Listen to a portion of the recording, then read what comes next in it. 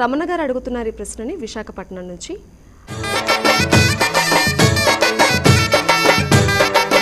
ఆషాఢ మాసంలో ప్రధానంగా ఆచరించాల్సిన సంప్రదాయాలు ఏమిటి? ఆషాఢం ఆధ్యాత్మిక మాసం. ఆషాఢ మాసం అంతా కూడా ఆషాఢ మాసము నుంచి మనకు ఈ వర్షములు అనేటువంటివి ప్రారంభము అవుతూ ఉంటాయి. జ్యేష్ఠమాసం నుంచి ప్రారంభం అవుతాయి, ఆషాఢంలో అధికం అవుతూ ఉంటాయి. ఆషాఢంలో అత్యధికమైనటువంటి పర్వదినాలు ఉంటాయి. మన వాళ్ళందరికీ కూడా పర్వదినములు అంటే ఎప్పుడైతే సెలవులు ఉంటాయో అవే పర్వదినములుగా భావిస్తూ ఉంటారు. కానీ సెలవులు లేనటువంటి చాలా విశేషమైనటువంటి పర్వదినాలు మనకు ఆషాఢ మాసంలో గోచరిస్తూ ఉంటాయి. అందులో జగన్నాథ రథయాత్ర, ఆషాఢ శుద్ధ పాడ్యం నుంచి విశేషంగా వారాహి నవరాత్రులు. ఇప్పుడైతే వారాహి అమ్మవారి గురించి చాలా ప్రాచుర్యంలోకి రావడం అనేటువంటి జరిగింది. అలా పాడ్యం నుంచి నవమి వరకు వారాహి నవరాత్రులు, మధ్యలో జగన్నాథ రథయాత్ర, పౌర్ణమి రోజున వ్యాస పౌర్ణమి, గురు పరంపరను పూజించుకునేటువంటి రోజు. ఇలా విశేషమైనటువంటి పర్వదినాలు ఎన్నో మనకు ఆషాఢ మాసంలో కనబడుతూ ఉంటాయమ్మా. కనుక ఆషాఢ మాసము చాలా వరకు ఆధ్యాత్మిక మాసము అని మనము గమనించుకోవాలి.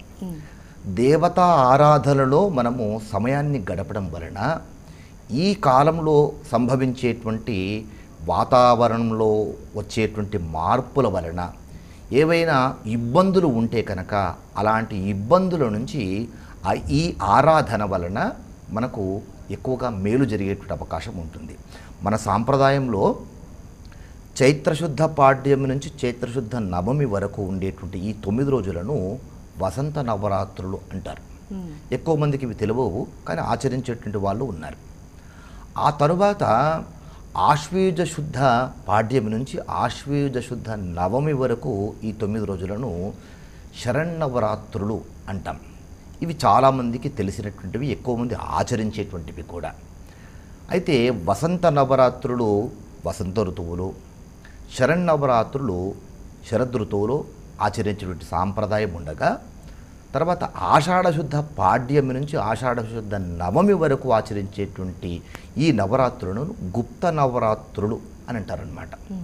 అంటే ఈ నవరాత్రులంతా కూడా వారాహి అమ్మవారిని పూజించేటువంటి ఆరాధన ఇదంతా కూడా. తర్వాత మాఘశుద్ధ పాడ్యం నుంచి మాఘశుద్ధ నవమి వరకు ఈ నవరాత్రులు ఆచరించేటువంటి సాంప్రదాయం కూడా ఉంది. ఇలా మనకు ఈ ఒక్క సంవత్సరములో 4 సార్లు అమ్మవారికి సంబంధించినటువంటి నవరాత్రులను ఆచరించడం ఉంది. అందులో ఆషాఢ మాసంలో విశేషమైనటువంటి పర్వదినాలు.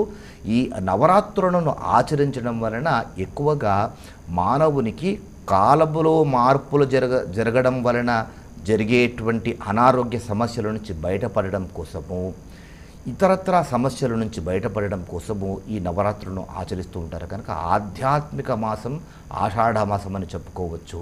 ఇలా విశేషమైనటువంటి పర్వదినాల సమాహారము ఈ ఆషాఢ మాసం.